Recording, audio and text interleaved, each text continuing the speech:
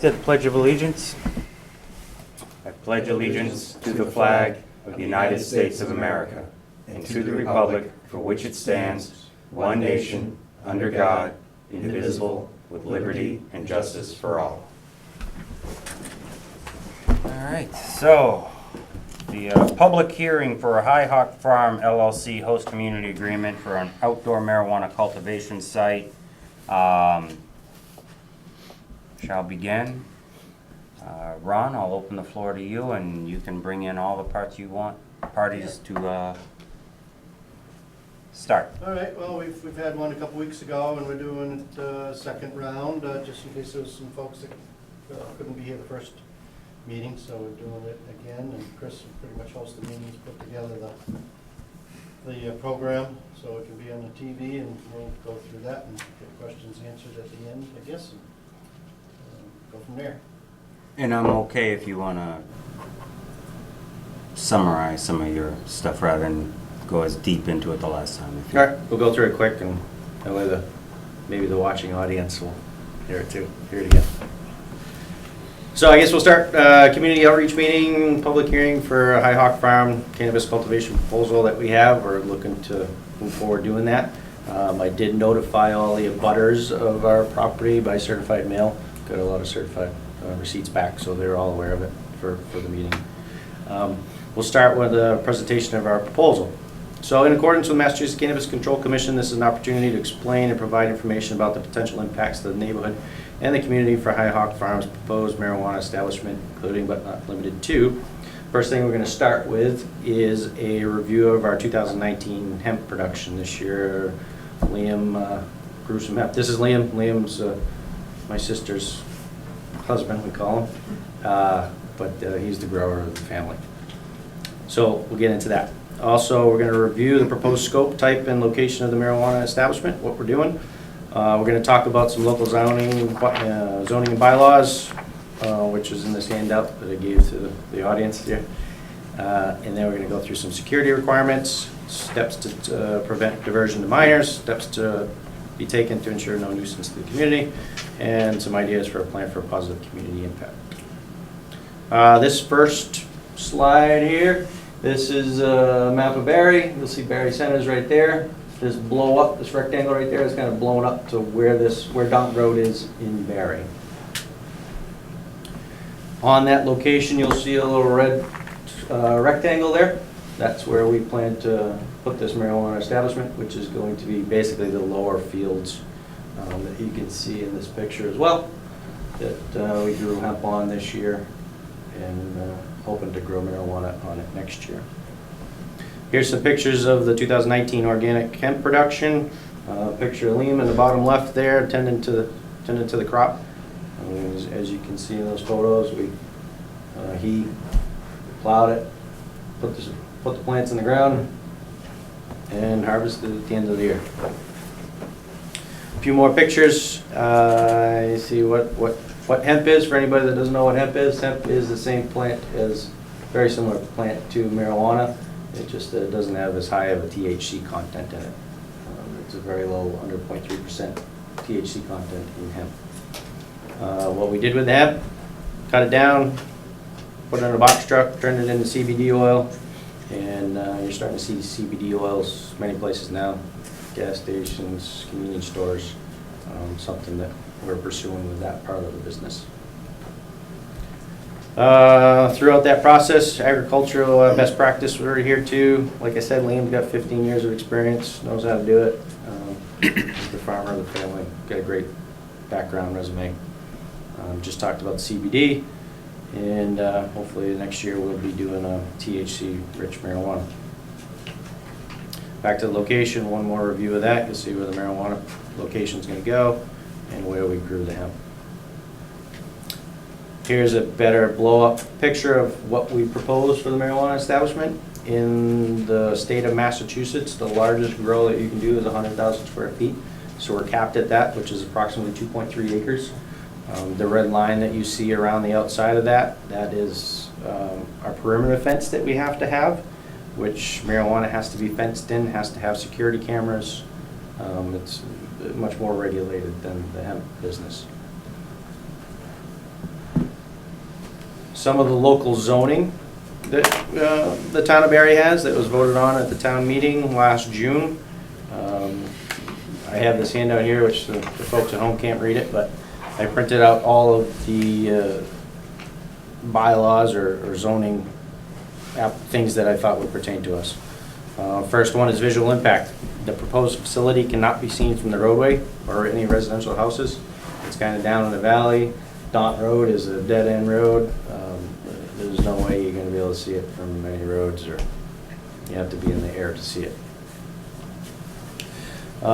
In the bylaw, chapter 141.11.2, it is allowed in our 80 zone land. This is our 80 zone land, so we meet that requirement.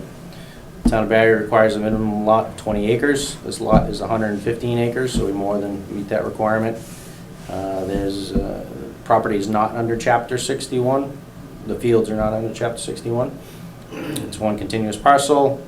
The minimum road frontage, we got the road frontage, we meet that requirement. And again, it's out of sight from the road. No more than 60% of the area may be used for this marijuana cultivation. We're only using 2% of that area. The residential dwelling, the licensed outdoor cultivation is allowed on one parcel. There is a home on the land, which is where Liam lives. He's gonna be there with my sister Lindsay living on the property.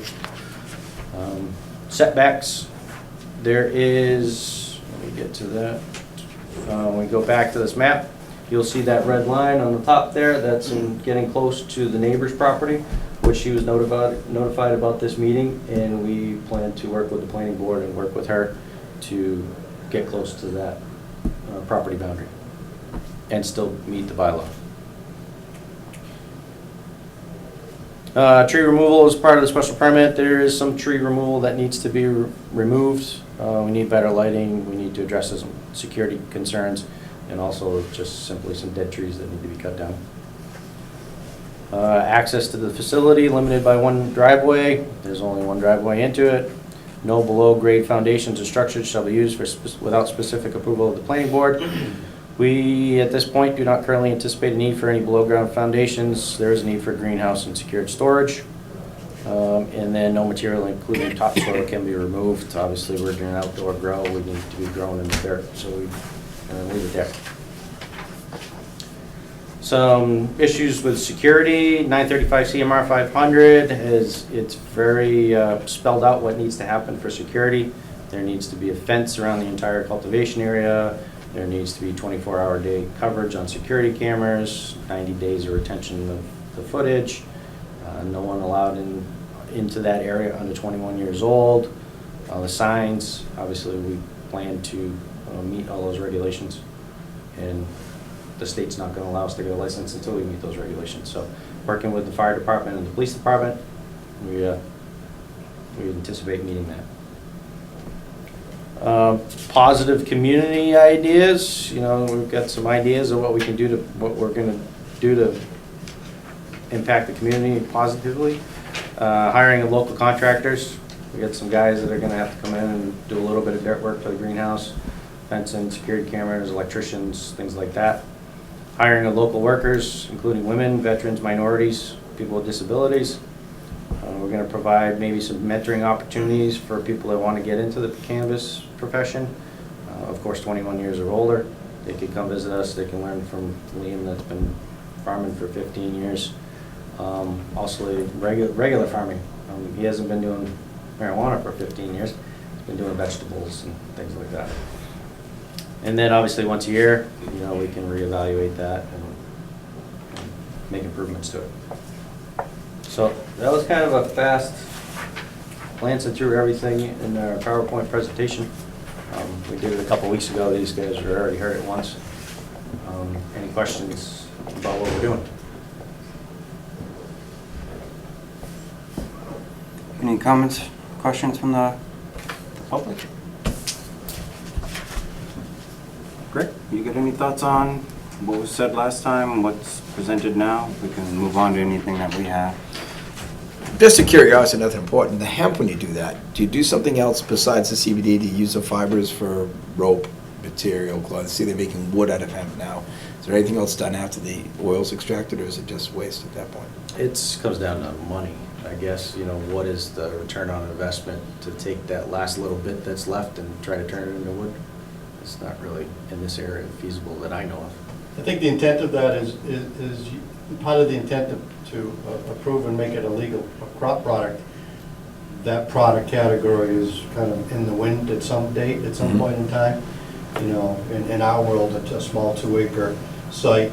It just isn't productive to do it, but on a bigger scale and some of the, big fields and out Midwest, that's, I think, what I've been reading, planning to be a crop to produce some of those things that it used to be used for in the past. Well, it's just a chance to point out something I think Matt had talked about before, an untapped opportunity for someone looking for business opportunities. There's going to be lots of places that will be doing hemp for CBD, and there's going to be waste that could be utilized if someone gets into that business and thinks about it. Just want to take that opportunity to point that out. Something that's waste could really be used by someone in production of many different things. I think similarly, if they could come up with a way of doing the same thing with even the cast-off waste of marijuana.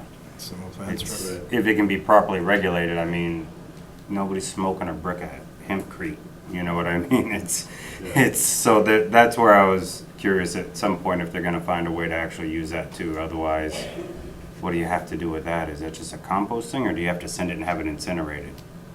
If it's marijuana, you probably would have to leave it in the field within the secured cultivation site.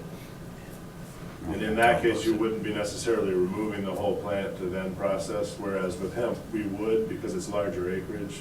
You might cut the whole plant, take it out, and strip the flowers off that have all the oil, but then be left with the plant. But in the marijuana cultivation, you would leave the plant in the field.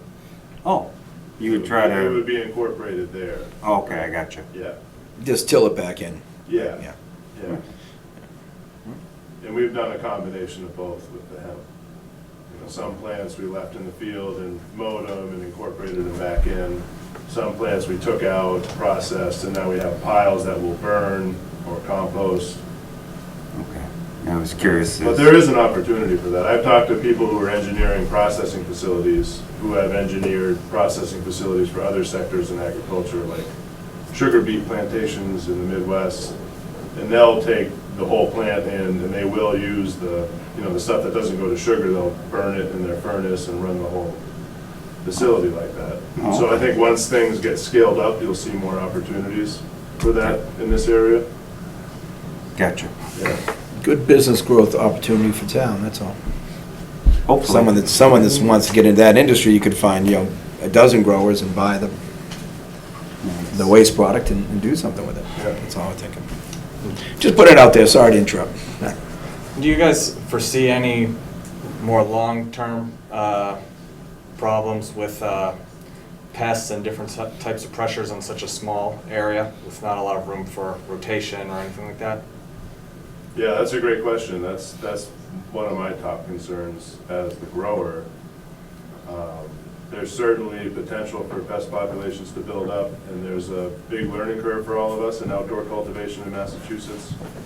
There's only one other person I know I've spoken to who's done it this year, and they spoke pretty positively to the pest resistance that a lot of these crops have. But a lot of it's genetic, and the genetics are still being played out because we don't have a lot of field experience in this area with the genetics. A lot of the genetics in the cannabis industry come from greenhouse production, so they're proven there, but when you take them to the field, some will do really well, some won't. But there's definitely potential for buildup. That's one of my concerns, in the scheme of growing marijuana in Massachusetts. You have to have it fenced in 2 acres, and you want to be making the best use of that 2 acres, but then, like you say, in the long-term plan, come 2 or 3 years down the road when you might, if it was another crop, you'd move it to another field, but not having all the agreements in place and the fencing, that is a concern. Yeah, does everything you use for amendments and treatments, it all needs to be OMRI rated? Yes. Right. Yep, that's the standard for the industry right now. Yep. For some of us, what's OMRI rated mean? Organic. It's the Organic The, Materials Review Institute, which creates the list of products that you can use if you're certified to grow organic crops. Okay. Yeah. Marijuana and hemp might fall under organic certification this year, but they don't necessarily need to be certified or can be certified by the USDA because of the ongoing work on the legality of all of it. But the industry standard and state by state, the rules are such that, especially in Massachusetts, it has to be Okay. at least up to the standards of organic production. All Yeah, right. Thank you. yeah. Anybody in the crowd have any more questions? Bob, did you want to submit this to the board? Yeah. You didn't. Questions or comments? Comments now? Comments, yeah. That's This- okay, thank you. Did I just get this copy? No, Anyone else got it? I'll give it to the chairman. Thank you. I'm down here without my glasses, so my wife is going to read it for me. Chairman. Is that okay? Fine Just with me, A yes. few more comments. So this is comment time, not just questions, right? Yeah. Comment, okay. So I'm reading on behalf, horn. I'm reading on, Mr. Chairman, I'm reading on behalf of Robert and Teresa Kane, Okay. 760 Williamsville Road. I'd like to speak in support of the Higgins family. To quote Ron, "Save the farm."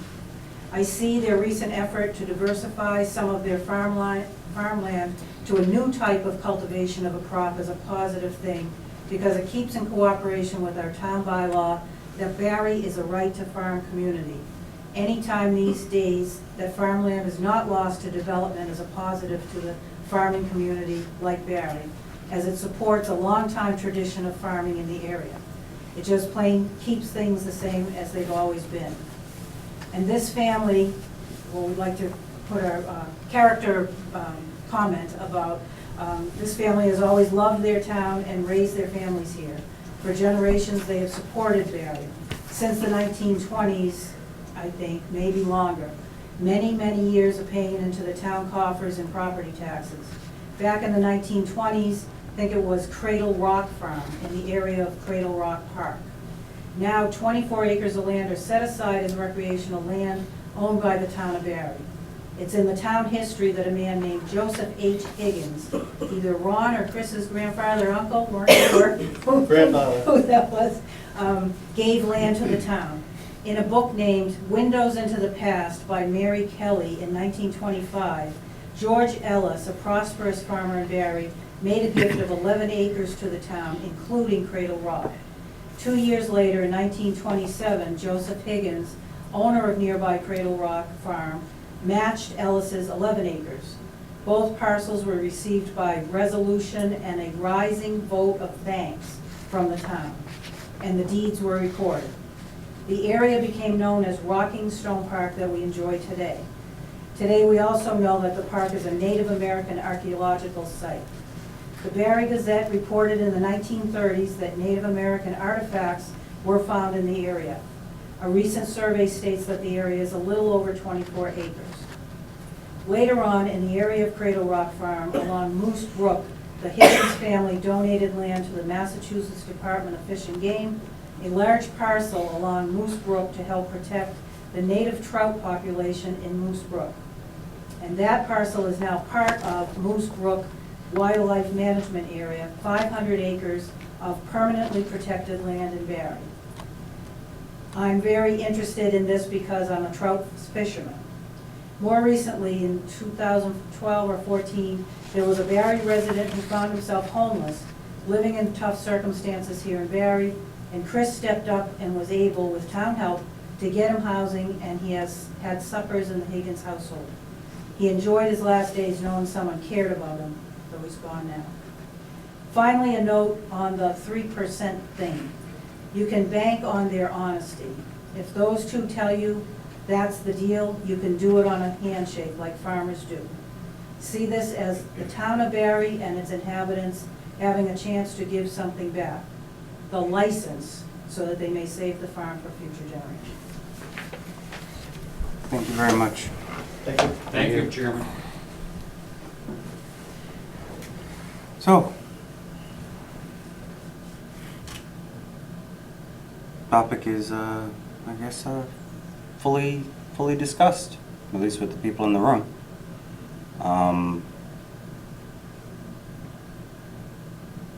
think what we'll do is have them submit the host community agreement, and at the next meeting, we can sit and vote, sign, and have it all done. Does that work? He has Is it a copies timing tonight issue? for you if you want to do it tonight. Yeah, if you want to have you have meetings in a couple of weeks, I know we were talking about expediency to get it to the rest of the channels, which is a whole lot more hoops than what we've had to do and what has to happen on the local level. And with that said, you know, you do have the post-community agreement, which is, you guys all had a copy, and this would be, and even this would be, those community agreement certificate form, which just currently needs the chair to sign. So if you're ready to do it tonight and needs more discussion, fine, we're open for that. Needs to be delayed to the next meeting, that's your call, you're the chair, or ready if you are to be able to. That basically opens the next door through the CCC to get a lot of information going through their Gotcha. steps and procedures, which is, Doesn't happen I don't overnight. want to stop. It's unbelievable. So, what's your guys' opinion? You want to act on something Have this evening? anybody have any input from anybody? I've heard from no one about it, no emails, no messages to me, concerns. Andrew, anything in the office? Nothing on the host community agreement itself. Given that we've had our 2 meetings, we've discussed this thoroughly, I'd make a motion, we approve this host agreement tonight and sign it. I'll second that motion. Any further discussion? Call for vote. Aye. Aye. Aye. We approve and accept the host community agreement. And, Okay. Thank you.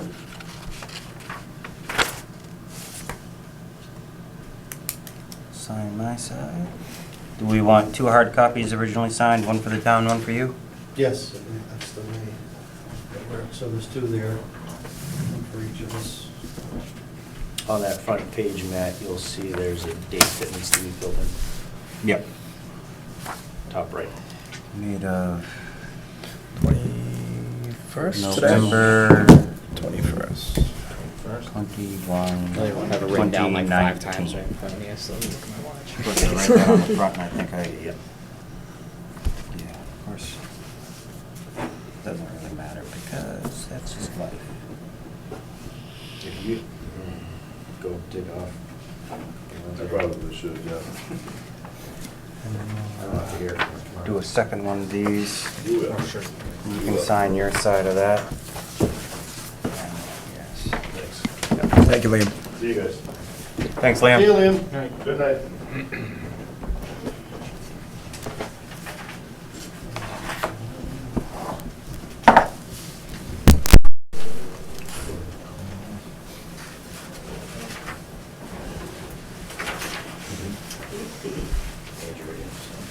Yeah. Yeah, no problem. Make sure one of those goes to Andrew. This is all set, so you're all set. Yeah. Right. And, Yeah, it's chairman only. then- For us, when we signed all 3, the state kicked it back, so no, we want 1 signature. Yeah, I remember that. Rules. Oh my gosh, and that was like months later.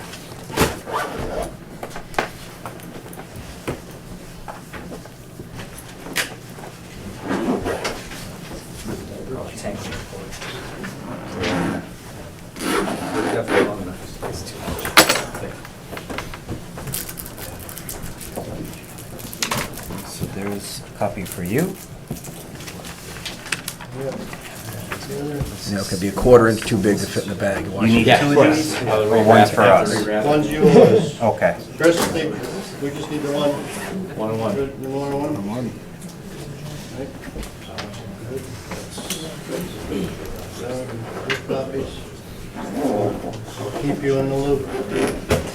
One of these Alright, days, I'll good figure out how luck. to get that language way I want for. I'm not just covering all the bases. There's no way to write it that comes out. Yeah, those are our I thought original about it signed more and more. copies. There's nothing that comes. I mean, it's not saying like someone else sold it for $50 more a pound. That wasn't the intent of it. It's just there's no way to get it in there yet. So We'll be fine. we'll keep thinking about it. Yeah. there's some way it makes it, otherwise the state will find something for it, but Okay, thank you. I'm not overly worried. I thought about Thanks a last, lot, I think Chris. Matt want to work it in somehow, so sooner or later we'll figure out something we can write. Until then. Oh, you already said there's like. Thanks a lot, Ron. I did Enjoy want to your hold you up. evening and Just good luck. trying to work on it. Okay. See ya. I had the Happy holiday. other ones, but you already Same signed to you. it. Happy holiday. Thank you. Good luck, Chris. Thank you. Thank you, Chris. Thank you. See you, Chris. Thank you. Thanks, Abe. No problem, Chris. Good to see you. All right. Good to see you. Next item on the agenda is a discussion with Barre Sewer Commission and the town of Hardwick to discuss possible regionalization of the sewer system.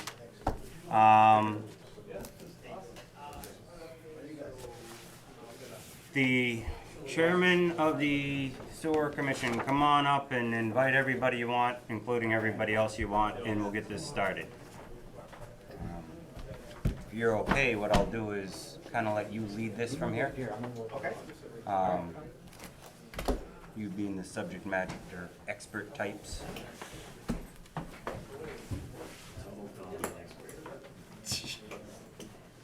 All right, so, we had Tom George, chief operator of the wastewater plant. I understand that you guys have had some conversations with Tom, which led to some input into the background of our little portion of this report. One thing I just want to make sure, I have a lot of questions. So, I know it's a preliminary engineering report, but I'm just a little confused or not sure exactly what's going to be covered if it's a regionalization with the town of Barre. So I was hoping you guys could provide some insight into that, and then based on that, I probably have a million questions. So who would like to take the lead on how this thing came Yeah, about? why don't we jump right into it? I wanted you to be able to give an overall presentation. Yeah. So I'm Dave Prickett with DPC Engineering, Justin Skelly, project manager here with me. We were contracted by the town of Hardwick to help them take a look at trying to secure funding for their wastewater management projects. And kind of a three-headed piece. They have two treatment plants, little geography between them. And then also they have a pump station and force main up the Eagle Hill School. So this preliminary engineering report, or the draft engineering report, I think you just leave it to the side, maybe we can just clear it up on the wall if we need it. The preliminary engineering report was the starting point to try to identify, what were the alternatives? Do we upgrade the two plants in Hardwick? Do we take Wheelwright, send it to Barre, and take Gilbertville and send it to Ware? So there's a lot of alternatives that are on the table. Obviously, there's a lot of history, but relative to why we're here this evening, the concept of connecting the Wheelwright plant to Barre quite simply is the construction or turning the Wheelwright treatment plant into a pump station, constructing a force main from that treatment plant, up the road across the town line to the Barre plant. We had an opportunity on a preliminary basis. I mean, this is a pretty high-level preliminary type thing, but we had an opportunity for our staff to come over to your plant, get to know you a little bit. I think we would describe the Barre plant as being in pretty good shape, especially compared to a lot of facilities we work with in western and central Mass. So that's a good thing. So kudos to you for being ahead of the curve, so to speak. We did identify at that first visit some likely near-term projects, and we had a pretty candid conversation that early on, in years past, USDA, and that's really what we're trying to get, because it's about the only option to make this affordable to the residents of Hardwick. USDA used to be able to allow you to say, connect to a neighboring community, just pay a connection fee, done.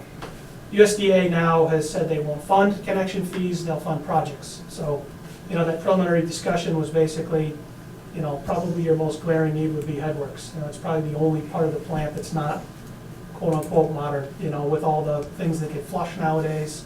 So we identified that. We identified, I believe it was a secondary clarifier D-box or structure to improve kind of the proportional flow split to the clarifiers. and then some electrical upgrades.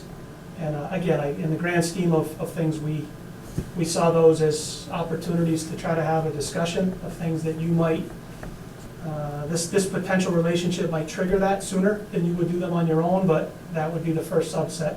And we identified those on a very preliminary basis as somewhere between $3 and $4 million. Okay, so that was one piece. The force main, or the proposed force main from the Wheelwright facility to your facility, one of the initial questions and follow-up questions that's come up from Barre folks is that a preference to try to have a gravity sewer for the residents in Barre between the town line and the plant. I think Hardwick's certainly open to any and all discussions. I can tell you from an engineering standpoint, that's going to be a pretty sticky piece of construction out there. I think they call it Barre Plains out there for a reason. It's pretty flat. You got about a mile of proposed pipe. Just the pitch in the pipe across a mile is 20 feet. So even if you put it in the middle, you're looking at a 20-foot cut, plus a pump station that's 30 feet deep somewhere out there. Not to say it's not doable, but there's a lot of variables and wild cards. Where's refusal? How deep is rock going to be? Is the state going to give us, the royal us, some type of waiver on the control density fill in the state highway? There's just a lot of things. You live them every day, I'm sure, with your own projects. So originally our thought was, can we provide grinder pump connections to the force main, which we've done in the past and is a common industry standard, and I know that wasn't a preference of the town. So here we are this evening, relative to the concept of Barre and where there's a lot less moving parts in the discussion of a relationship between Hardwick and Barre because of the modernness of your infrastructure. I think post-construction, we could probably all envision the benefits of having more users and customers connected to the Barre plant. You have a fixed asset, you increase the number of customers, you start to spread your unit cost and become more sustainable over time. I think the challenge that the two parties would have as things unfold is to just try to explore what that infrastructure looks like and how do we try to get to an answer from USDA, because that's really what we're trying to do right now. We're trying to get USDA to say, can it be a 75% grant, or is it going to be a 20% grant? And obviously we have to be max grant eligible to make this even remotely affordable. It's a lot of geography between points A's and B's and C's. So that's my attempt at kind of that Reader's Digest version of the background of where we got here today. We're still very preliminary, but we very much appreciate the opportunity to have this dialogue and explore whether this might make sense for the two communities. So with that, let's start those million questions. Okay. No, and I understand it's very high level. I look at the numbers and they're big. Yeah, a lot of zeros. So yeah, and it just on the scale of the size of the plants, it just it's kind of a shell shock, and I was just curious as to what went into that. As far as the impacts on Barre, what we would look at, or what we're always looking at, is what makes sense and planning for the future. So that's why the question of what would be done and the thought process going into that, we were really unsure of exactly what it was going to entail. Understandable.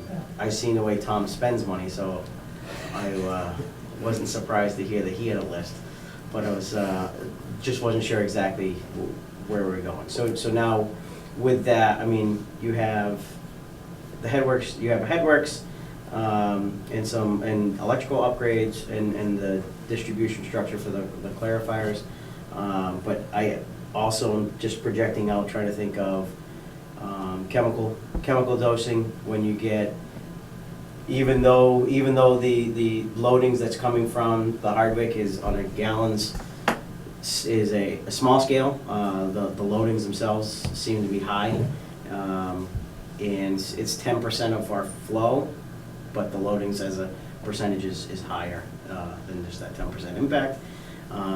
As we look down the road, as nitrogen comes more and more to the forefront, and just keeping up with our little old plant. Chemical dosing and chemical systems is something that we would want to think about too. So if we're going to be upgrading things at the plant, is getting the most bang for our buck and making all the right moves at the same time, if possible.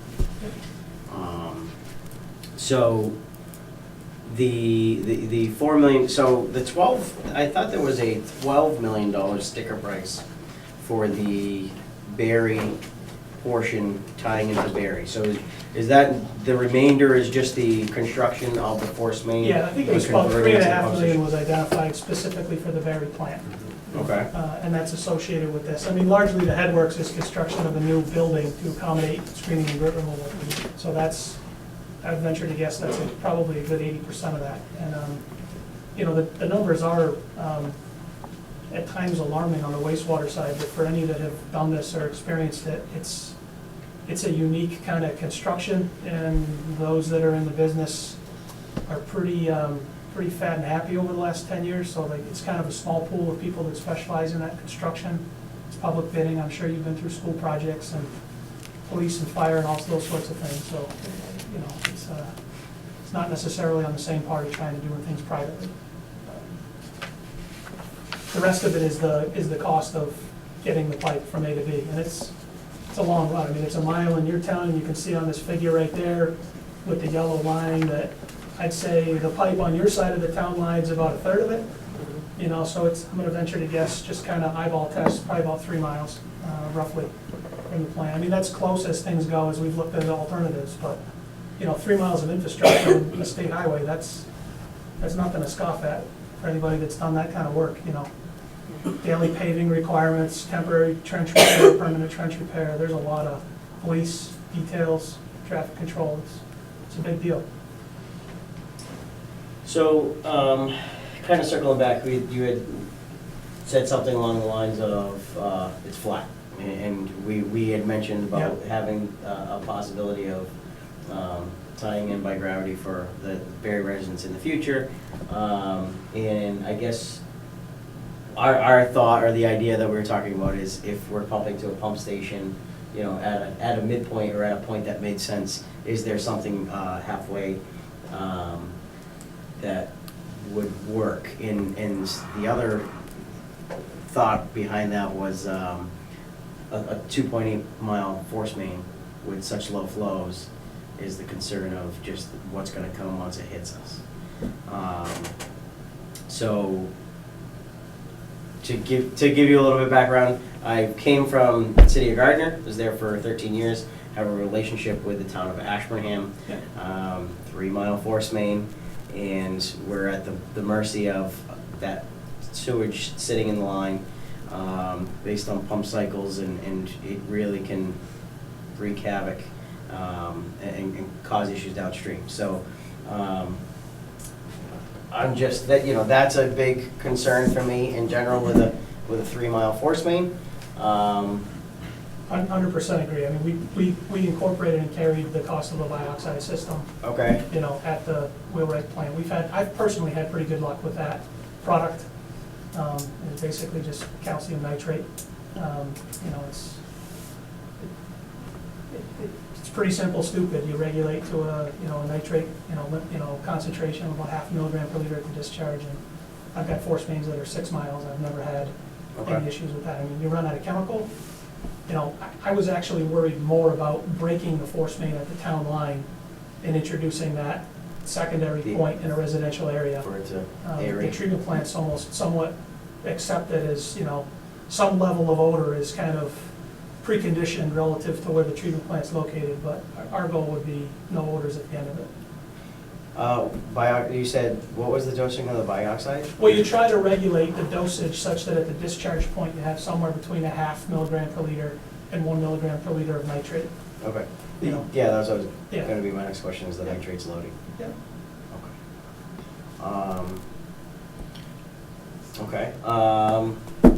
What else? What else are we talking about? Capacity. So what will the pumping station capacity be at the wheelwright facility? It'd be a 4-inch force main, so it'd be driven by a 3 foot per second pumping rate. So we pump at about 130 gallons a minute when the pumps are running. You know, I'm saying, so storage capacity, like you're converting what's currently there, which is to, I can't remember what the size of the tanks that are there now. So it's going to be coming into this tank, to these tanks, you're gonna add chemicals, it's gonna sit for a little bit and then cycle on and off? Yeah, the chemicals are typically introduced directly into the force main as a Yep. pump, but we don't anticipate, at least at this point, or didn't plan for any preserving of the treatment plant to serve as robust storage. I think we would incorporate the pump station at a location where it would have more storage than normal. Okay. So we wouldn't look at, having 500,000 gallons of storage or anything like that, unless that was a real, sensitive driver on your side. But, the intent was to decommission the plant, have it serve as a, the shell as a pump It's station. okay. When we talked before, though, we thought the plant had enough capacity to hold probably 2 or 3 days' worth, because we talked about 10 to 12,000 gallons per day, and we thought the plant would have enough. So if something went wrong, you could store it for Yeah, I a think, couple I days think until we get 50,000 gallons a day of storage is not a big deal, but I just wanted to be honest that it wasn't. Yeah. No, Wasn't that's, a plan to we take, like, a weren't looking for clarifier. half a million right, gallons. yeah, we weren't looking for anything significant. Again, just curious as to how the cycle would work, and making sure that there is some tank capacity again, so in the event something happens, Yep. in the Hardwick system, there's a way of containing it, isolating it, and capacity. I mean, truth be told, even in the alternative where you envision a gravity sewer on your side of the town line, I'd highly recommend that you still run the wheelwright force main all the way to your plant and tie that second pump station in parallel to that force main. Because I think breaking that there, now you're opening yourself up to the same, if you had a failure at that other pump Yeah. station, it's now kind of like electricity in parallel versus in series.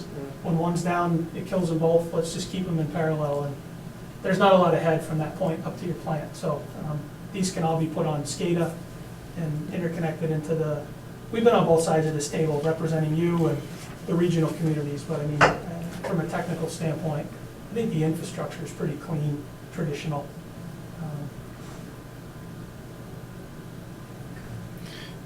I think another thing we were thinking about with that point in the middle was another place for us to monitor what was coming in to us, a place for more chemical treatment and stuff along those lines. That was our thought behind it, but.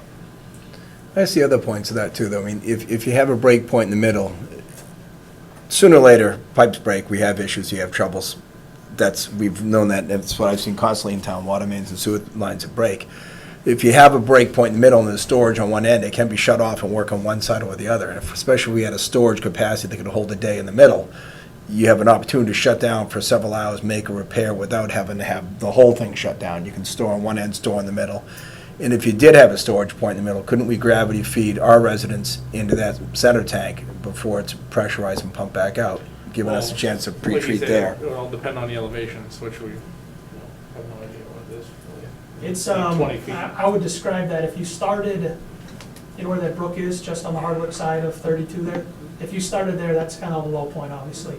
And you're working uphill, headed towards Barre, and then I'd say 1,500 feet into that run, you hit the first Camelback, and then she starts going back downhill a little bit. I mean, it's one 10-foot contour on the USGS, That's what it, yeah. yeah, so I mean, it's like, you're splitting hairs, but then as you get back up to your driveway, it's going back up just a little bit.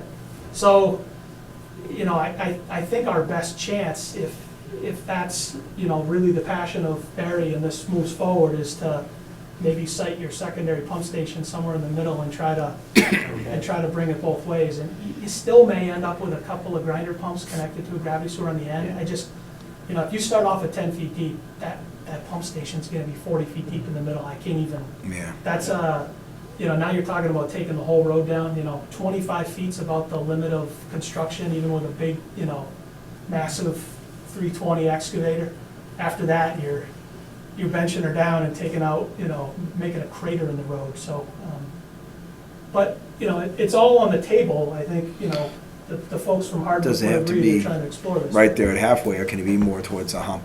Or is Well, that, I mean, not really, do we lose the advantage of doing it if we go another 1,500 feet down the road? Well, I think it would be wherever it made most sense. If we looked into it, they would tell us, like, well, this is the low point, and we could go both ways. You wanna the do easiest some way, right. survey and borings and Right. figure out where the heck. I just like the opportunity of having an extra place to look at it. If something does go awry in the treatment end and Yeah. the beginning of the head end, and we can check at midpoint, we find out we have something, we can stop and treat there before it continues in, so we don't get a big issue when it hits our end at the plant, because then you're dealing with everything at the plant, getting the high nitrates, if that's what's coming out.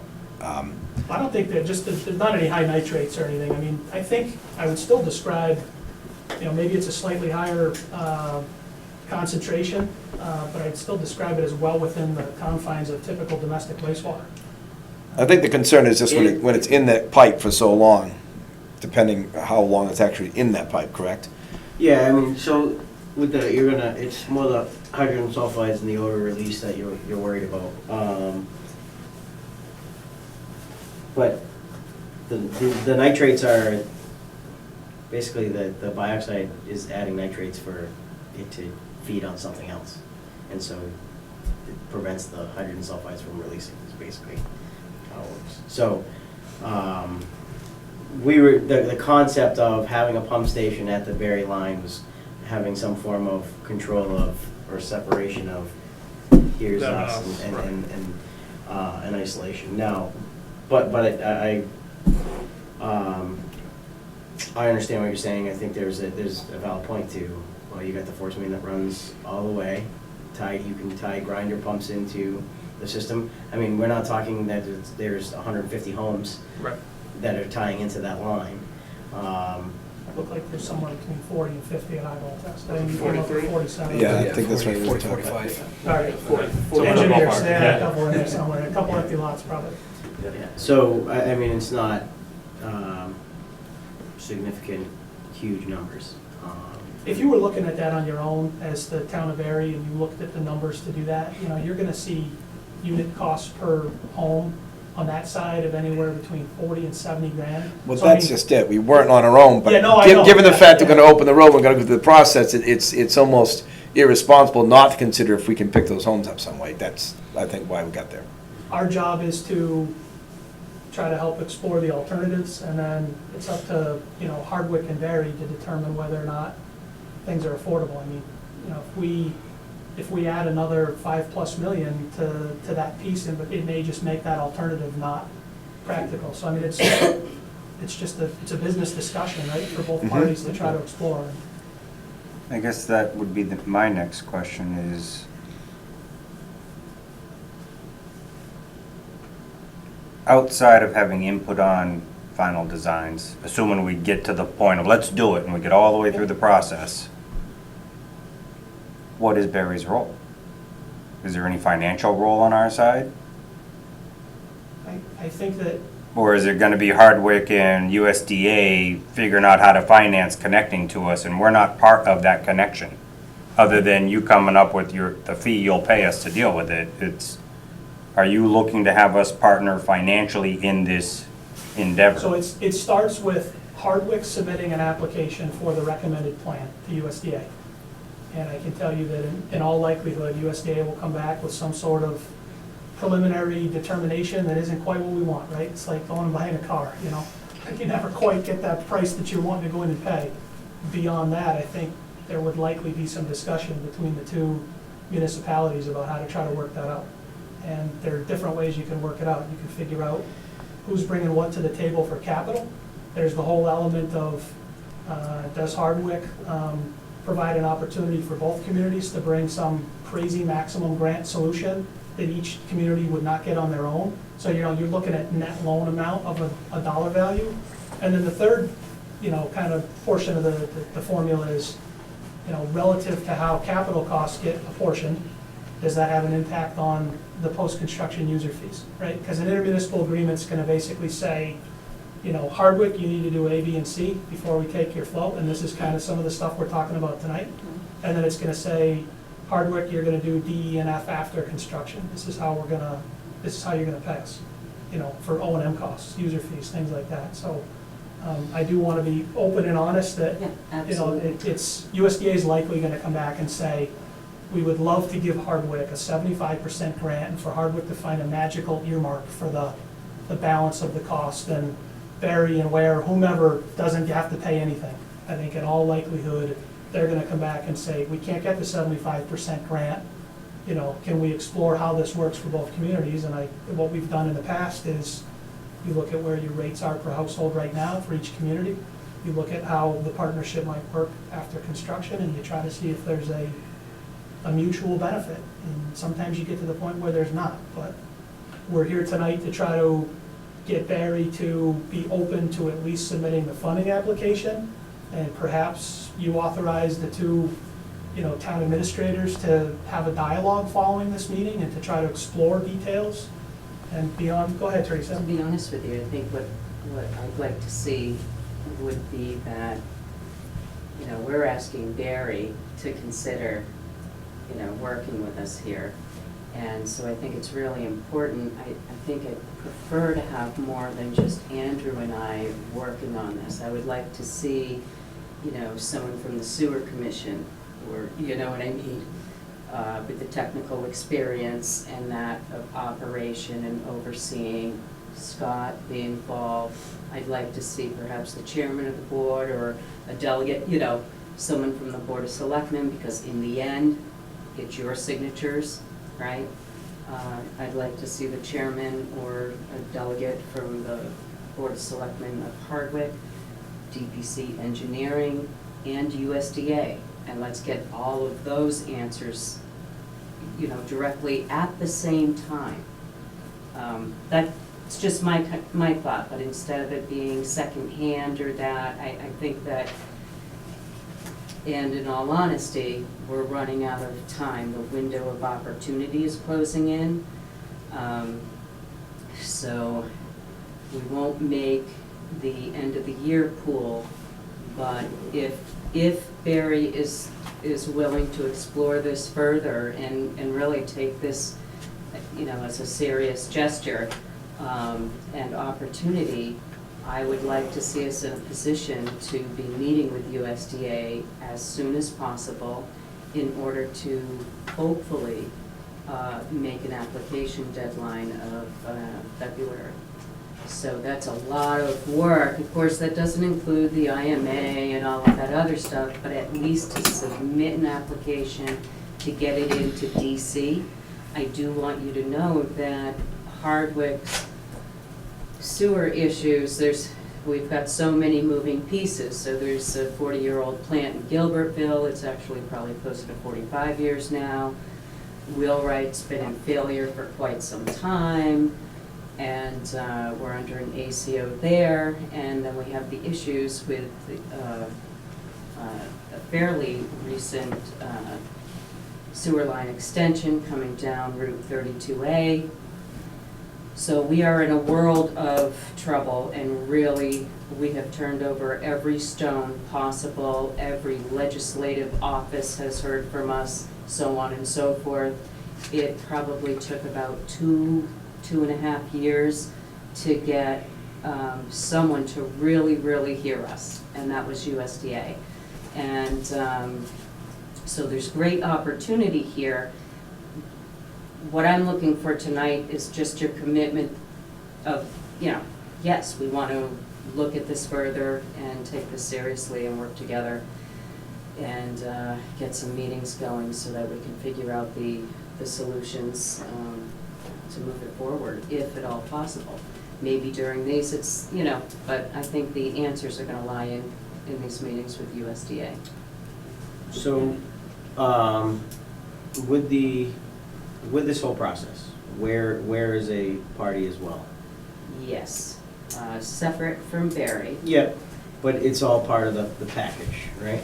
Well, we're hoping so, yes. Okay. How does Ware stand on this project? So we've met with Ware. We haven't had a select board meeting with Ware as of yet.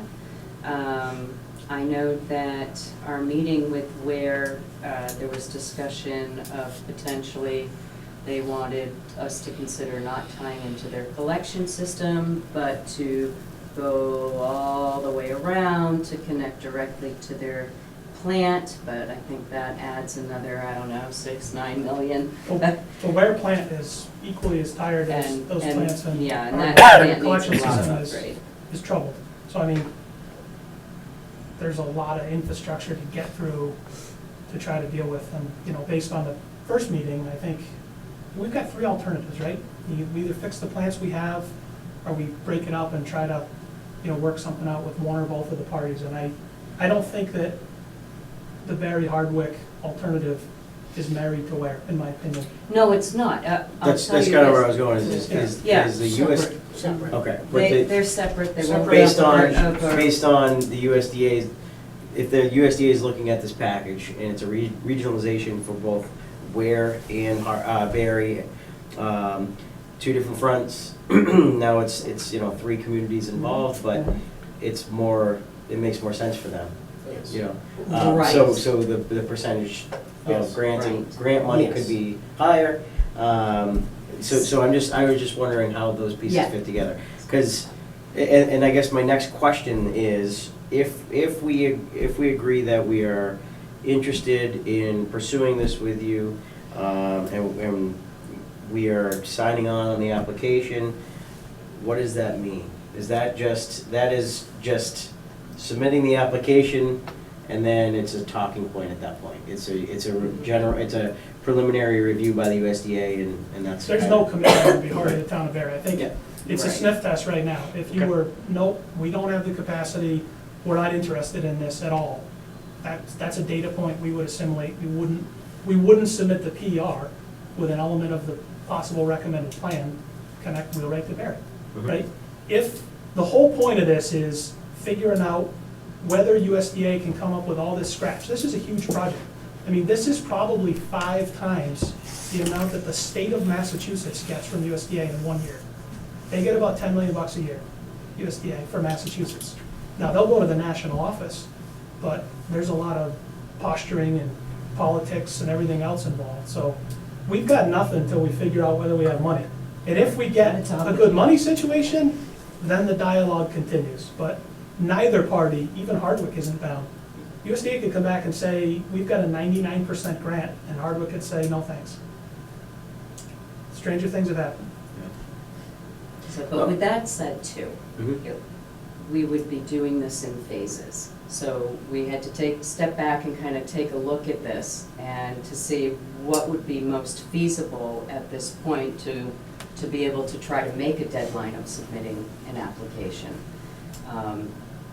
Ware's pretty complex on that end, so. It's very complex.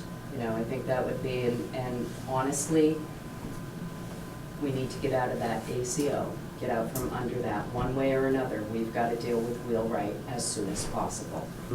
So your And, priority right now actually is the one that Barre would provide more relief you got on it. You got it. at the moment. Yep. Yeah, we've been under that administrative consent order. It was executed in February 2016. I have filed for numerous extensions of time with EPA and DEP. We are communicating, I communicate with them about once a month to give them an update as to where we're at, what we're trying to do. So they've been pretty patient, but at some point, that patience is going to. Scott's gonna run out of flex taper, whatever he's holding it together. My concern, obviously, is when we talk about the expense, is it'd be irresponsible for us to take on any venture that's gonna raise the cost to our citizens. Absolutely. And that's where my bottom line falls. It's got to, you prefer to see costs come down to our citizens someplace, some benefit to our town for us to go in the endeavor. Right. You'd like to say, kumbaya, we're gonna help our neighbors do all we can, Oh, but we, absolutely. we have the financial fiduciary responsibility of the town. And short of that, I've got no problem personally moving Truly forward, at but this that's point, my we're not concern. at that point yet to But that's even my, give you a it's my only real solid concern number from it. of what we're looking at in that, but with the dialogue with USDA, I think we'll get there a lot quicker, and both communities will get those answers. So I'm really asking if the board tonight, both the commission and the board would consider, allowing dialogue to happen as I have described it. Just to add, your concerns are justified. Absolutely. I guess the opportunity you look at is, depending on the magnitude of the grant, you're gonna be adding, you said roughly 10% customers or something, so.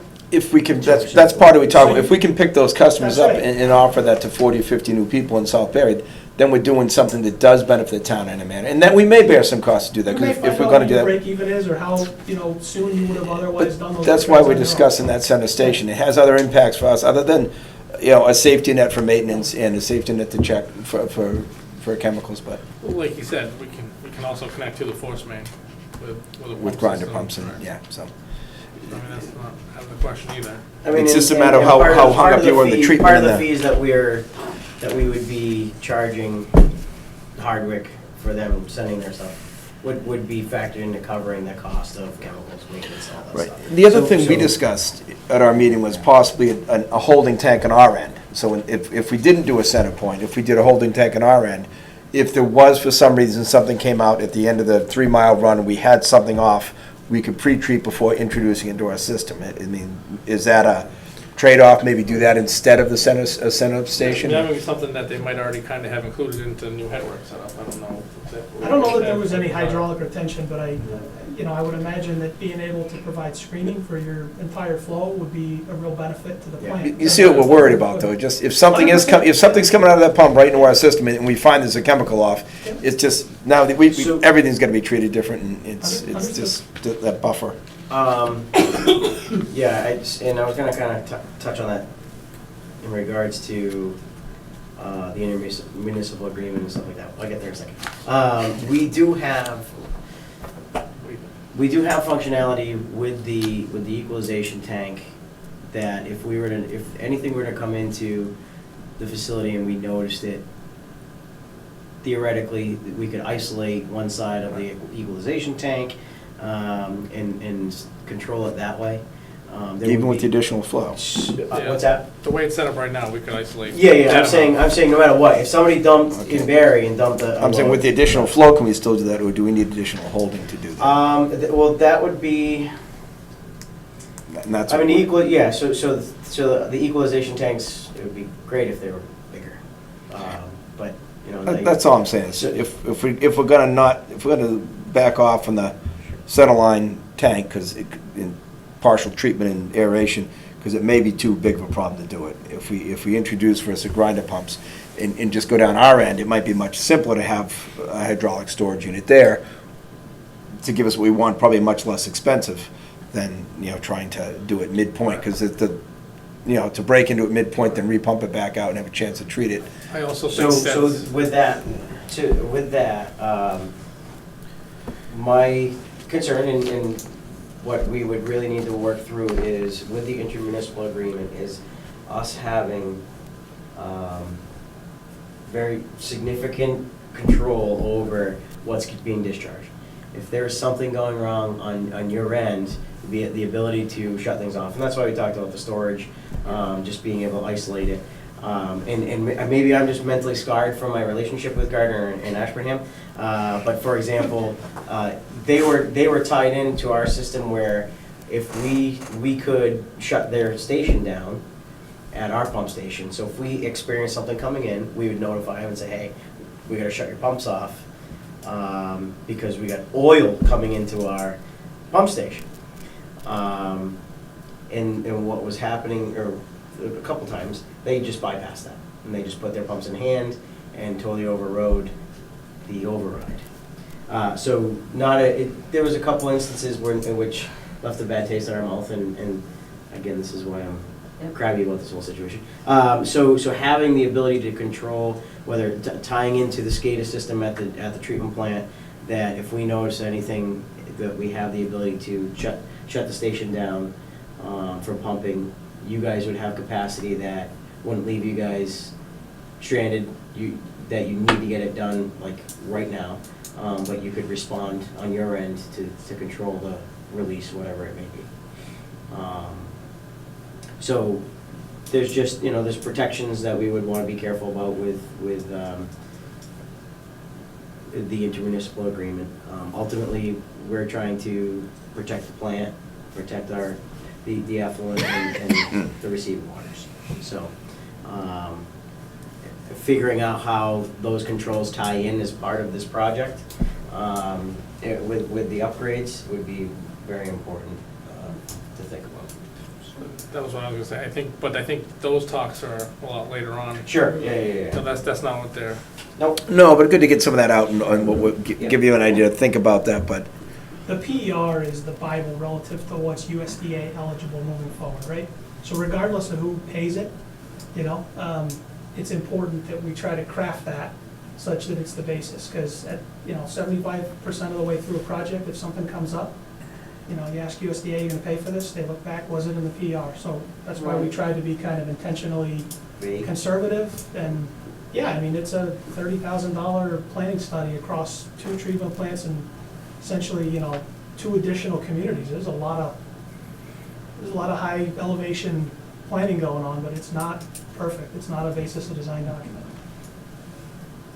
How does the USDA, I guess, timeline, design, process work as it really, compared to like an SRF project or Yeah. anything like that? How is that work? So USDA, at the end of the day, USDA is gonna give Hardwick or the group, the Royal We, some type of financial commitment. We can get this much money at this % grant.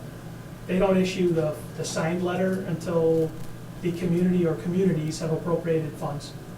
They want the community to basically have justified that you got skin in the game. Now we'll give you the money. And then when they give you that letter, it's a rolling calendar. It's not like SRF with the PFs and the intended use plan. But then when they give you the letter, what they do is they give you a shot clock in the letter, and they're gonna want, depending on whether they issue kind of 1 letter or 3 letters for projects, it typically has somewhere between a 3 and a 4-year shot clock on it. So, typically, designed for a year, bidding and construction for 2 years for something like this is pretty traditional.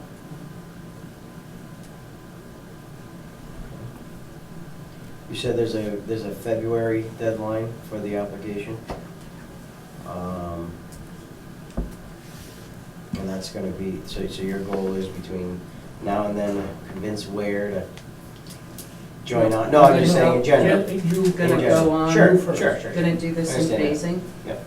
So you would be amending the application if Ware comes in, or is that a That would be a separate new separate application? Oh, okay. It's all in the PER right now. How that's broken up administratively later. We Okay, kinda that escalated was- those numbers forward. That's why, things are conservative. I would argue that the reason USDA says February right now is federal That's when budget the- started October 1st. Right, They don't that's have a when the budget plan yet, and it is. typically gets freed up around February 1st. But first in the pile, first up, best dressed. So our goal is to get this in Yeah. ASAP. And currently, also, just to make you aware that USDA and the DC office is very familiar with what's going on with Hardwick, and we are truly at the top of the list. So it's imperative that we meet this deadline and get in there, right on top. Famous for the wrong reasons? Yeah. For the wrong reasons, but To Teresa's actually. credit, though, I mean, USDA will typically come in a highly eligible community and offer a 20% grant. Yeah. Some Oh, we were. significantly larger grant percentages have been stated, which is why I said, got to figure out what the money equation looks like to determine whether or not it's a good fit. But if they We can bring sat it, with USDA. yeah, And, I don't even remember how many meetings we had had had, a lot. but then whenever she dropped this 75%, I think we kind of, I almost started crying, like, did I hear that right? it's a Did I maximum just hear that program right? eligibility. I've seen it one time, town of Monroe.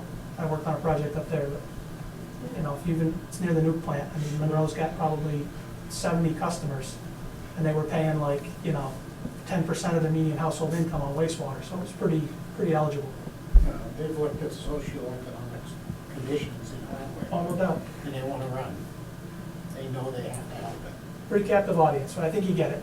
Yeah. When they're pushing us, that's usually the other way around, like we're begging for money Yeah. from funding agencies, so. Yeah, I mean, I think done right, this has the potential to be a good relationship. It's not easy being a small community, trying to keep up with running a wastewater plant, and especially 2. So. One that's never been run, right? Right. You want to pull the room? Yeah. See. If we want to move forward with the recommendation. So I think it's, Probably you know, it could be a positive relationship. Again, as long as it's done right, I think, you know, just from the design and upgrading our plant nerds that we would be, I would love to, you know, look forward to those types of conversations. We got some nerds on our side. Yeah. Well, that's why I think it's important that, to bring Barry's voice into these meetings with USDA. So, you know, They're gonna wanna it's see not that. just our Yeah. words, it's that we're working together and we hear you. Yeah. You know what I mean? Because we were asking to partner up with you. So, you Well, know, I it's mean- gotta be an open, and it has to be mutual. It has to benefit both. And very, we've been fortunate, but it's also been due to a lot of well thought plans and people that cared about what was going on and did things the right way. And so the plant has, we got, you know, oh no, Kitty, good operator. So quality operator with years of strength on the sewer commission, and the town has approached it well, and we're fortunate, you know, and not every small community is, so. So you guys good working on this? I would like to, I mean, I'm definitely good with, let's see if there's something we can come to an agreement on and keep moving forward with this concept. I think I do agree with the fact that in all likelihood, if we are able to complete all of this, it will be good for both towns. I think the little things we've been talking about are things we can hash through as the process gets to that point. Whether you're actually getting into design, you start calling out, oh, what about this would be a key thing we want to have at this point in the design or at this point in the piping system, and now is a good time to bring up some of the big picture stuff so we know what you're expecting from us when we get to that point. We've got some adjustments to make So- after this evening, for sure. But, so again, I think a couple people brought up the whole thing of, once that pipe hits our plant, we find a problem, is there a point for us to divert to so that we don't contaminate everything else coming from our town? And we can reduce our treatment of whatever might be coming in? Is that something we need to work on, and how you design the piping in the building? So we have that ability to just say, this doesn't mix with that. I don't know. But I don't even know how difficult it would be to design it, because I'm not familiar enough with the layout of the buildings and how the system works. I heard 4 design elements tonight that don't scare me, right? That I think are very reasonable. Number 1, consideration of grinder pump connections to the force main in lieu of gravity sewer pump station. Whew. That was probably gonna kill things in all I honesty. like that too. I don't like digging 40 feet. Okay, all right, so that's number 1. Number Because 2, repair work at 40 feet is I still worse. don't like is- tying into a force main. I If you can, understand. if it's you can nobody's avoid, first choice, but right, there's a if you time can and a avoid place. it, you avoid it, That's that's right. all. But it's- Double check valves everywhere. Well. Number 2, incorporate, to the extent possible, additional storage on the hardwood pump station side, which I think, given the plant, Scott, we can go back to the drawing board and kind of, I think given the average daily flow and the volumes there, we could probably do a really good job with that. So that's 2. 3 is, I think we could probably incorporate some type of EQ on your side at the plant. At the headworks. Yeah. Right, that's- Yep. And I don't know what that looks like, in all honesty, yet. I don't think it's days, but I think it's hours of. Yeah, I don't think it doesn't have to be much. It's That's like, just it. oh, SHIT, Right. something happened, I need to. Something happened with the Send it. SHIT, yes. That's right, that's right. Yeah. It sounds better when you spell it. And then Yes. 4 would be, some really good control, sequence of operation, Yep. kind of protocol. Double belt suspenders and pins to make sure that everybody's on the same page relative to that. Did I miss any major element of? I think the picture, the vision that we have of being able to isolate and stuff like that, the volume is not huge, so I think It's not huge today. in a headworks. You don't want to start with Oh, no, something no, and have to right. rebuild it in Sure. 10 years But because I it think, becomes huge. Correct. the opportunity in the headworks, it would be, and controls and online monitoring or whatever we end up whatever that ends up being.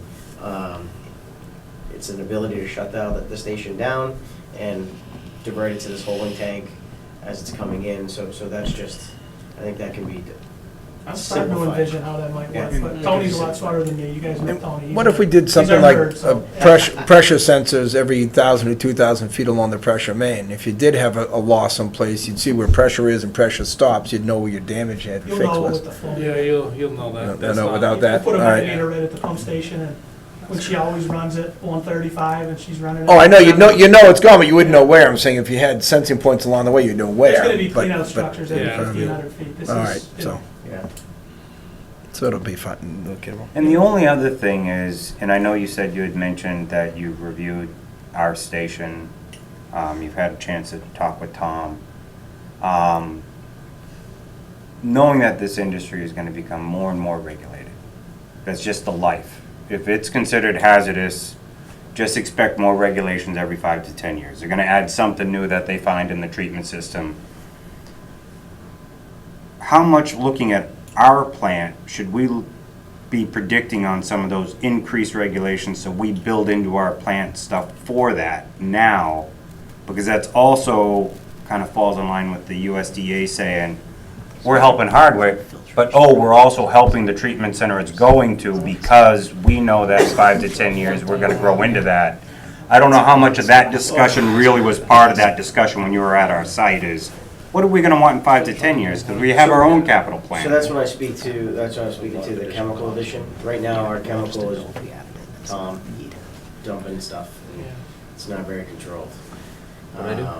So we, chemical addition would be something that if we could regulate that and fine tune that, that would be an improvement.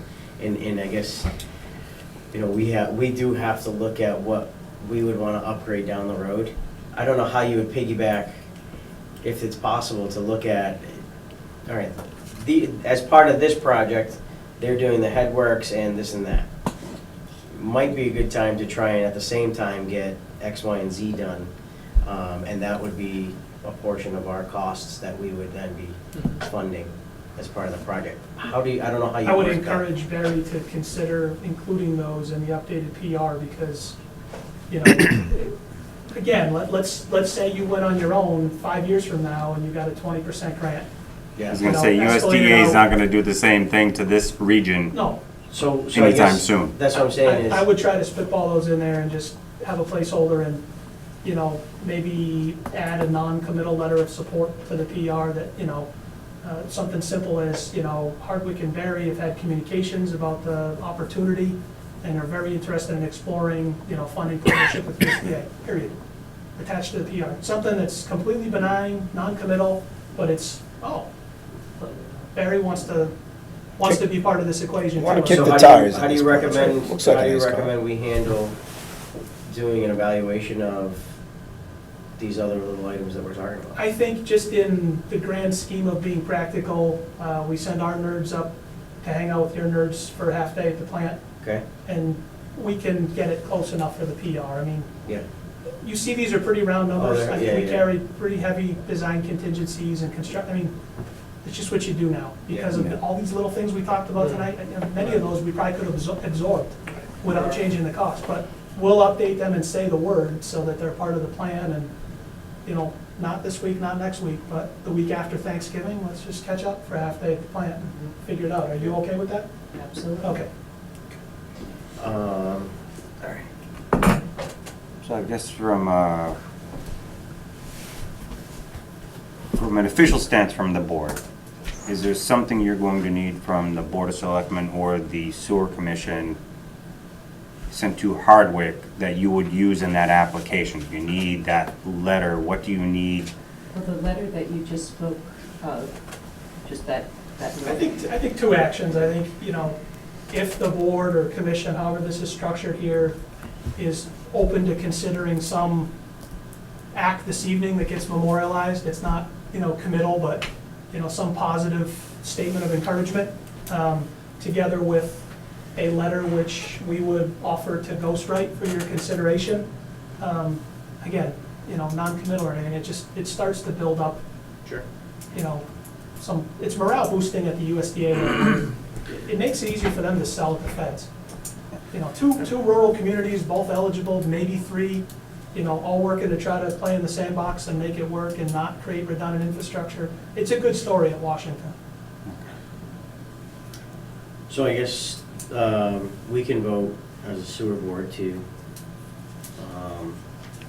I guess, vote to pursue the USA funding project with the town of Hardwick based on the PER and the discussions tonight. Something like that. You want to make a motion? I knew that was coming. Yes, I get that all day. I make a motion, we move to, vote to pursue the relationship with the town of Hardwick, USDA, to fund the project of the Red Sewer. Okay, one second. Okay, I don't know if the selectmen also. I make a motion, we support this, looking forward to this further and see where it goes, and just give our support. Leave it at that. I second that. Call for a vote. Aye. Aye. Aye. Would just make a note, though, that from my perspective, I still look at it as less of a just supporting this, as in getting involved, making steps, participating in this rather than just supporting, because as this continues, it will become a partnership. So we're not just supporting, so just to clarify, to say that it's more of it's still very preliminary, but it's going to be something that both towns are going to have to embrace once we get to that level of knowledge and understanding where we're at. So it's kind of like, it might be tentative steps getting in there, but I'm kind of positive, saying, okay, I think there's a way, I think we can do it. I do think there's going to be some heavy discussion at certain times. We're going to have to work out the financing. It's a whole different story. And from our perspective, most of that financing discussion will probably start from the sewer commission and their enterprise budget, and then they're coming to us to see if the town needs to look at assisting that due to other reasons. So I don't want to speak for the sewer commission in that regard when it comes to financing, because it's their budget. We can't even do anything except say, please, would you do this? Then they look at me funny. But, so there you go. I just wanted to say that I do truly support it, and I'm kind of eager to see where this is going to go, because I think it could be a positive for both towns. Thank you. So, does that mean that? Teresa wants you to put some bullseye on people out there. From my perspective, what that means is, in 2 weeks, you do your little nerd review. When you're done with that, Nobody's even offended we by send it, a. so at least that. I'm glad, because to me, I'm not worried about names. It just because means smart person review is all it means. No, but the point was, I used it earlier, he's like, don't use that word, but subject matter experts get together and do your meeting that you're talking about in a couple weeks to really try to figure out what we might want to do with our plant.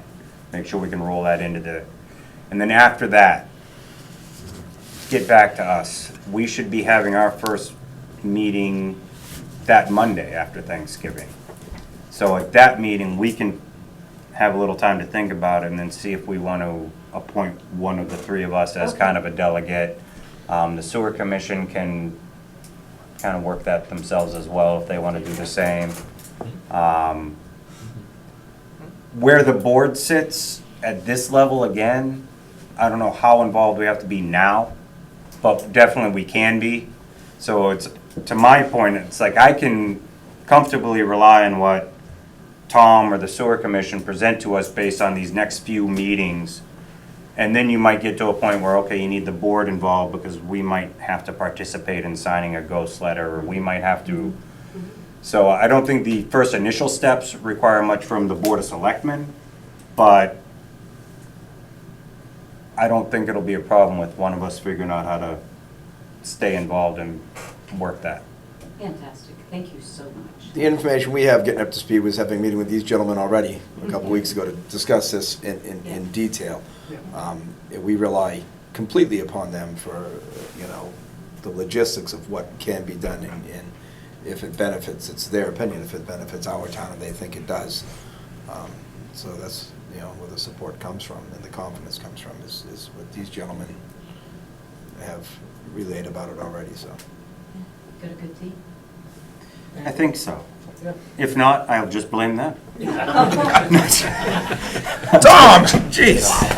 Thank you so much. Exactly. We'll leave the boards in case you guys want to. Yeah, if you don't mind, yeah, if you know, go down there, people ask, we can show them. Yeah, thank you very much for coming, guys. I do appreciate you taking the time. Thank you much.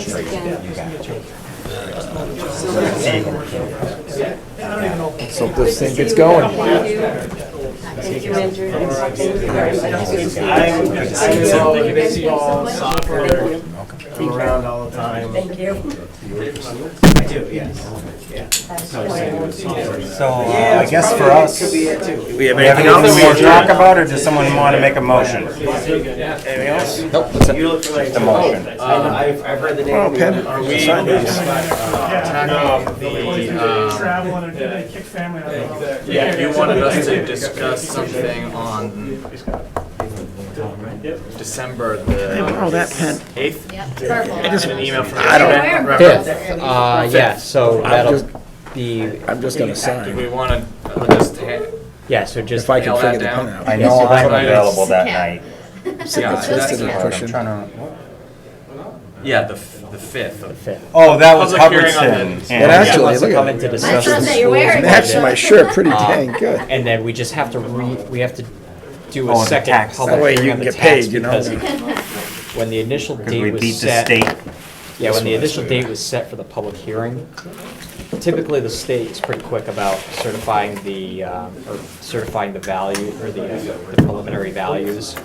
Well, for some reason, they dragged their feet about a month to certify our values, so they said that, well, we can't allow you to hold this tax classification hearing before the values have been certified, so. Because they haven't certified the cherry sheet numbers? Is No, that no, the no. numbers, or? So we just did the public disclosure notice that certifies what all the values of all the properties of towns. Oh, they haven't certified that from the assessor's office? The state DOR did not. No, that's what I meant. The state DOR gets that info from the assessor's office? Correct. And they haven't certified that They yet? have not certified Oh, it. okay. So until that number is certified, we couldn't hold that public, that Classification. public classification. Classification. In the past, it's been done, there's never been an issue. This year, the DOR said we can't certify it unless you do that step first. So they've said, we'll have it done before Monday the 2nd, just not on the 2nd, so we couldn't do it at our meeting, but they'll have it before the 5th. So No. we're moving forward with the 5th being that day. Was that just because the state had received it but not processed their end of the work? They received it a month before that and had not processed it. So are you saying they didn't accept our classification, or that's okay, and we just explain They why? didn't accept the classification because it was based on information they haven't certified. Right, even though we So had it that's why it's still completed. gonna hold up. Right. So- That was, I know that's a concern. Once they certify it, it's the exact same numbers going before them and the exact same thing, and they'll say, okay, we'll listen now. Yeah, yeah. And So because we that's- can't get our tax rate set until that stuff's all settled. Correct. Actually, And that's why I is- asked before I moved forward with it, if it was urgent for the tax rate, and they're like, yeah, so it kind of Yes. sucks that they hold up. And I think in years past, they have been able to do that, and DOR's kind of just said, yep, that's fine, we'll make it work. Well, from my position, we should have just slapped the state and said, Yeah. certify it. If it changes, don't accept it. If it doesn't change, then accept it. We've already done our public hearing. I think there's been a number of issues on the state side with turnover that. Yeah, been- that- Effing up our tax rate, our ability to tax in the first quarter. And I noticed that it was just in the paper the other day that like Springfield, they held their public hearing notice, or they held set their tax rate, and they still didn't have a preliminary, or they set their tax classification hearing, they still didn't have a preliminary tax rate. So, but So I don't know if they're gonna end up in the same boat as we are and haven't had to do a second one. Obviously, it's gonna be a little bit easier for them to just hold another city council meeting in 2 days versus. Yeah. So who knows? Sounds good. Either way, You're it not just, in? we'll make it a lot cleaner to just do it on Thursday. So is December 5th good for all the three of us? Thursday, that December 5th? Okay. Good, I just wanted to nail that down now. Yeah. No, it's And good. Doing a lot of traveling over the holidays, so make sure that things fit in nicely. So, you know, I guess you guys are still gonna do your little report, right? That's why you're hanging. Little report. Better be a little report. We're hoping it's a little. It better be a little report, never is. No, I didn't mean it that way, sorry. Yeah, lots to remember. Yeah. Um, Insignificant report. Yeah. Meant. You interpreted the word little as totally incorrectly. Little, it means a lot. Again, I'm not talking about the value of the discussion, but the amount of time I'm expecting you to spend. So yeah, I like the way you think. Hey, 1 second. Do we as a board have anything more, or do we want to adjourn ourselves? You could adjourn, I can at least get the cameras. Motion to adjourn. Second that motion. Call for a vote. Aye. Aye. Aye. So now we can, have a good day.